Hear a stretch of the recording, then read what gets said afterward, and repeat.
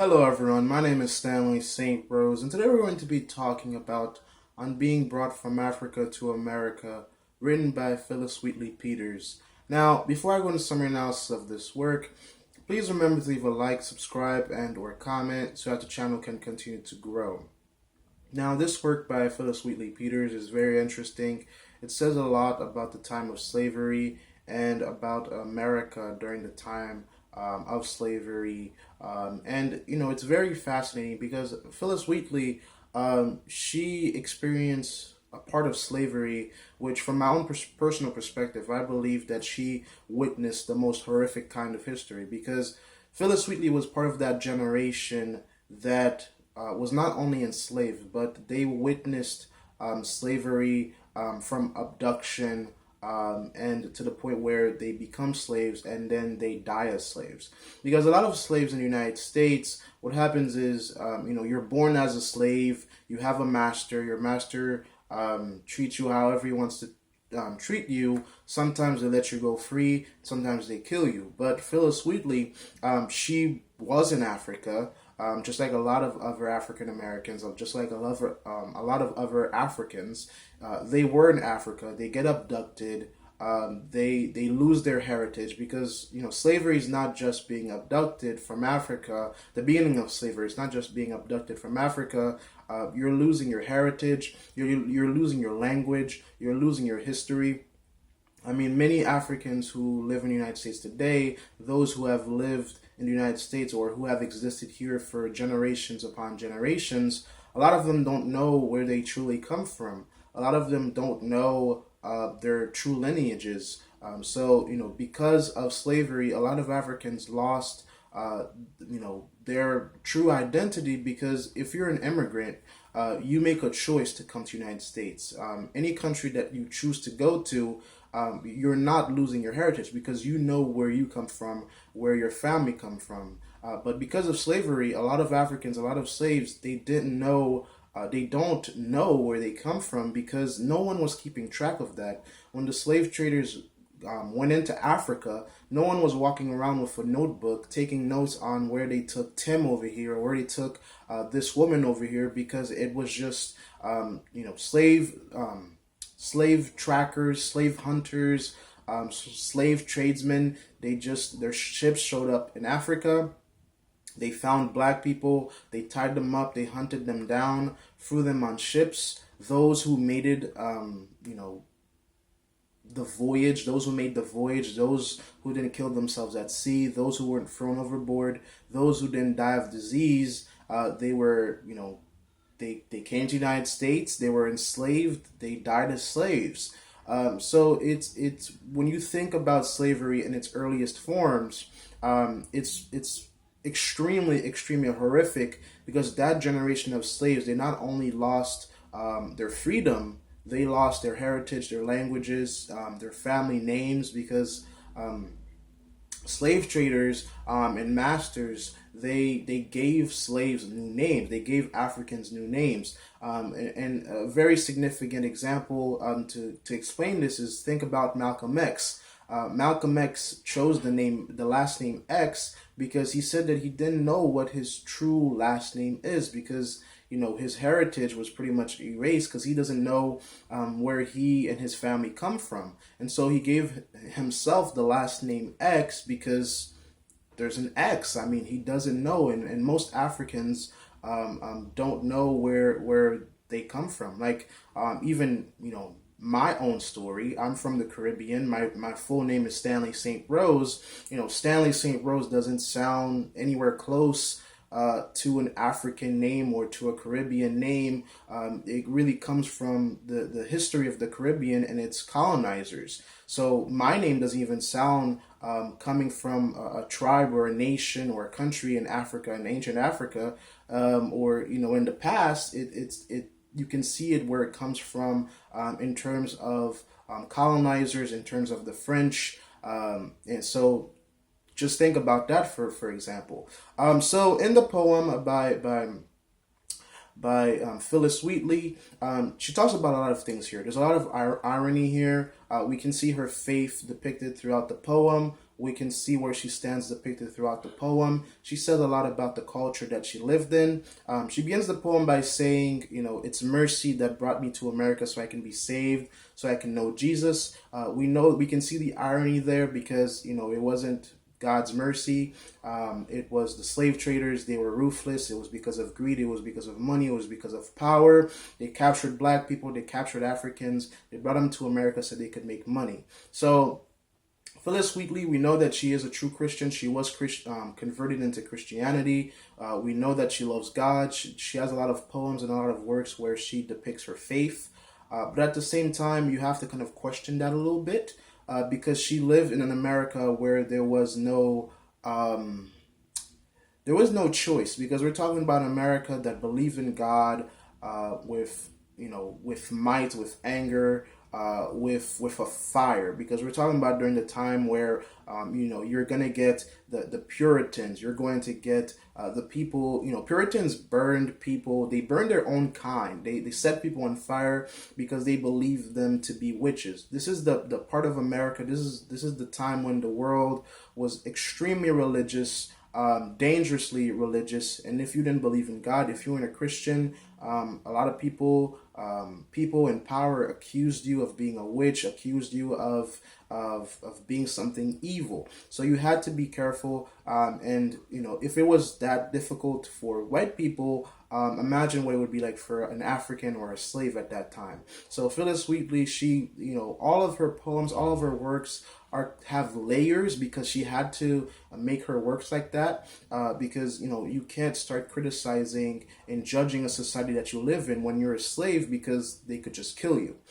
So there's a lot that's being depicted here. Throughout the entire poem, we know that this poem is a very short poem. It's really not that long, but there's a lot of irony here.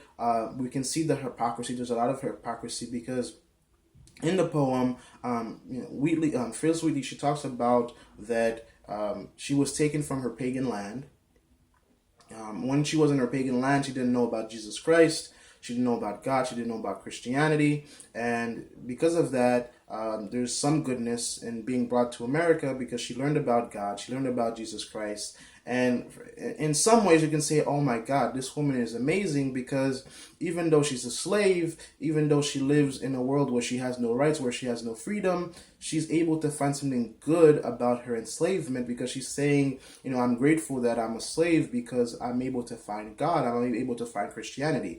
Now, you can take this in two ways. You can say that Phillis Wheatley just loves God and she's willing to pay the price of, she's willing to suffer slavery or to be a slave so that she can be a good Christian, so that she can go to heaven. But the other way to look at it is to say that, she lived in America where she had to make her masters, the dominant culture, feel good about itself. Because here you kind of have a slave saying, oh my God, I'm so grateful that I'm a slave because I know God, I know Jesus Christ, I'm saved. So a slave tradesman would be extremely happy because, hey, here you have this slave that's grateful that I made her a slave. So why don't we pass this writing around and show how great it is to be a slave?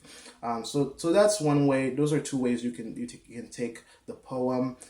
Different lines mean different things. The other line that's very significant in this poem is where she kind of talks about this duality, this hypocrisy that existed in the United States during her time, because during the time that Phillis Wheatley was enslaved, a lot of the dominant culture in the United States was teaching slaves about Christianity.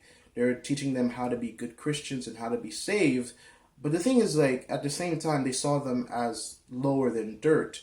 A farmer during the time of slavery is not going to go out in the fields or to his livestock and tell them about God and Jesus Christ. A farmer during the time of slavery is not going to baptize his cow. But the thing is, they were teaching verbally. Again, remember that slaves couldn't read. It was illegal for them to read. You could be killed by learning how to read as a slave during this time. So verbally, they were teaching black people, Africans, about God, about being saved, about being good Christians. But at the same time, they saw them as cattle, as property, as slaves. So there's this hypocrisy where the dominant culture is saying you can be saved, you're a human, you're going to go to heaven just like us. And on the other hand, they're treating them like livestock, like cattle, like property.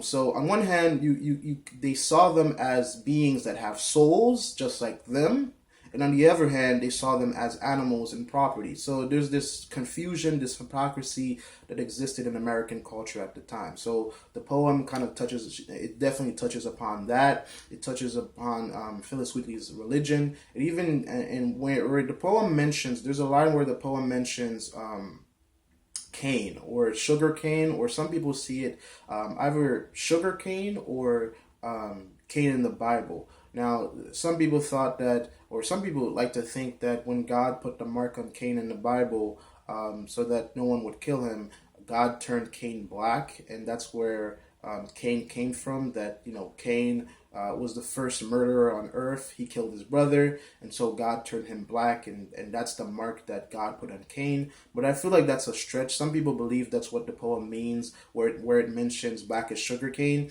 but I don't think that's what Wheatley is talking about here. I think she's kind of talking about the process where you make sugar, right? Because when you take sugar cane, in the process of it being sugar or pure sugar, it's kind of like a darkish brown, and when you process it, it becomes pure as white. So Wheatley talks about religion and talks about how we all can be saved, everyone can be saved, so long as you believe in God and stop sinning and repent your sins, you can go to heaven and be saved just like everybody else. So she throws a little shade by saying that we're all going to be on this angelic train so long as we follow the rules to make it on this angelic train. And she judges her culture, the American culture at the time, because she says, hey, you got to think about the idea that we all can go to heaven, we all have souls. So the fact that you're treating us like dirt, the fact that you're killing Africans, you're making them into slaves, it really doesn't align with Christian values or true Christian beliefs. Because on one hand, you have a Bible you're preaching to us, and on the other hand, you have, whips, swords, guns, and you're killing us. So there's a lot here. We can definitely see, because what's really significant about this poem is that throughout the entire poem, you're seeing Wheatley talking about God's mercy, talking about religion, talking about Jesus Christ, talking about how grateful she is to be saved, to be in America. But there's so much more under the surface about culture, about what every African American has lost. And it's not, it doesn't, this doesn't, in my own personal perspective, I think that she's also talking about just black people in general, because when you think about how many Africans or black people who were displaced all over the world, they were taken from their tribes, their family members, their nations, and sold, in every corner of the earth. And that's very significant because in slavery, when slaves got to these different lands, they were taught to forget about their names, their cultures, their languages. Most of them died on the journey from Africa to America, or from Africa to wherever they went. They were re-educated. They had to give up their religions. If they didn't give them up, it was beaten out of them. So there's a lot in this poem, and if you read it more, you could probably find some yourself, because what's one thing great about poem is that there's always more under the surface, and then there's different ways you can take it. In terms of analysis, in terms of a deeper meaning in this poem, you have to look at just like if you're reading this in the time of slavery, if you're reading this, because you have to think that, Phillis Wheatley, she's the first black woman to publish poetry in America, which is very significant because you have to think that, it was illegal for black people to read during her time. So the fact that Wheatley, her master, John Wheatley, her master, the fact that she allowed her to be educated, he even gave Wheatley freedom. So that's very significant. She's like the first. She is the first Black woman to publish poetry in America, and it was extremely illegal for Black people to read. And here is this woman publishing and being an author. So this woman says a lot about her time, and she, in of a way, when you look at the poem at the surface, you kind of think that, oh, this is just a woman thanking God.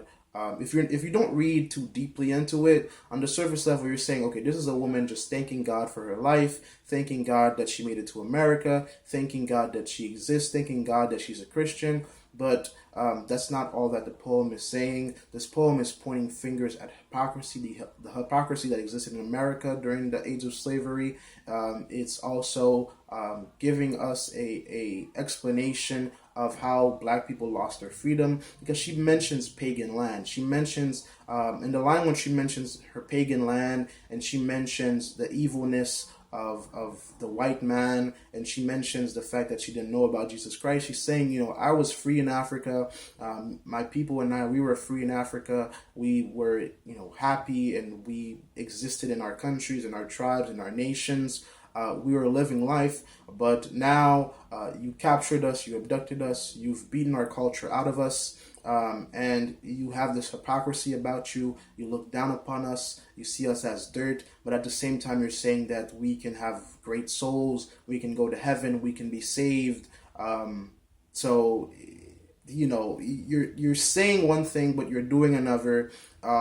In your society, it's kind of like, and from my own perspective, another thing I would say about this poem is kind of like there's this struggle in the dominant culture in America at the time, because Phillis Wheatley kind of explains the white culture in two different ways. There's a strong part of it that loves God, that's Christian, that's treat your brother as yourself, be nice to your neighbor, treat your neighbor kindly, treat others the way you want to be treated. There's this whole kind of like this emotion there that the white Christians are preaching, the white Christians are talking about, but at the same time they're fighting themselves because they have slaves. They're killing people left and right, and you can look at it however you want, but another thing I would like to add is that human beings, it kind of seems like we're not built to kill each other or to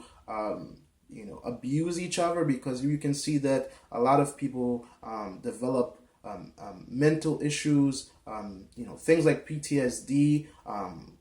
People develop when they go to war, when they spend a lot of time in combat zones, and so it kind of feels like as if the human mind is not built to be killers, or we're not built to be killers. We're not built to torture each other, because unless you have some sort of mental disability, killing someone is not something that no one takes easily. And so there is this sort of struggle within the poem where Wheatley is saying the dominant culture, the white culture, is walking down two paths.